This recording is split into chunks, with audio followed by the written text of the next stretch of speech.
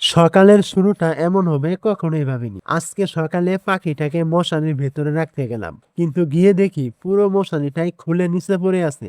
এটা দেখে দেরি করিনি, আগে মশারিটা ঠিকঠাক করে বেঁধে নিলাম। কারণ একটু অসাবধানতা থেকেই পাখিগুলোর বড় ধরনের ক্ষতি হতে পারে। তাই সবার আগে ওদের নিরাপদ থাকার ব্যবস্থা করাটাই সবচেয়ে জরুরি মনে হলো। মশারিটা ঠিক করার পর এবার পাখিটাকে খাবার খাওয়ানোর পালা। পাখিটা এখনো নিজে থেকে ঠিকমতো খাবার খেতে পারে না, তাই প্রতিবার ওই নিজের হাতে একটু একটু করে খাওয়াতে হয়। অনেকে হয়তো ভাববে এত কষ্ট কেন করি, কিন্তু ওকে না খাইয়ে রাখলে যে কষ্ট পাবো সেটার থেকে এই কষ্টটা অনেক কম। তাই মশারির ভেতরে নিরাপদে রাখার আগেই ওর পেট ভরে খাবার খাইয়ে দিলাম। এখন শুধু একটাই আশা, পাখিটা যেন নিজের মতো করে খুব তাড়াতাড়ি খেতে শিখে যায়। পাখিটাকে খাবার খাইয়ে নিরাপদে মশারির ভেতরে রেখে এবার রওনা দিলাম ধান খেতে। সংসারের দায়িত্ব তো আর থেমে থাকে না। খেতে পৌঁছে দেখি সবাই কাজ শুরু করে দিয়েছে। আমি আর দেরি না করে সবার সঙ্গে ধানের চারা তোলা শুরু করলাম। একসাথে কাজ করলে কষ্টটা যেন অনেকটাই কম মনে হয়। ধানের চারা তোলা শেষ হতেই আমরা সবাই মিলে ধান লাগানোর কাজ শুরু করে দিলাম।